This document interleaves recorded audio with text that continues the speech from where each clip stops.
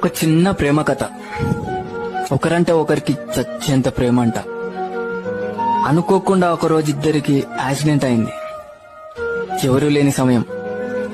అటువైపుకి వచ్చిన ఒక పెద్దాయన నేను ఒక్కరిని మాత్రమే కాపాడగలను, నాతో ఎవరొస్తారని అడిగాడంట. అప్పుడు ఆ అమ్మాయి అరక్షణం కూడా ఆలోచించకుండా నేను వస్తా పదా అని వెళ్ళిపోయిందంట. అబ్బాయి చనిపోయాడు. పైకెళ్లి దేవుడితో దీనంగా ఇలా అడిగాడంట, ఒకరంటే ఒకరికి చచ్చేంత ప్రేమ నా గురించి అరక్షణం ఆలోచించకుండా అలా ఎలా వెళ్ళిపోయింది అని అడిగాడంట.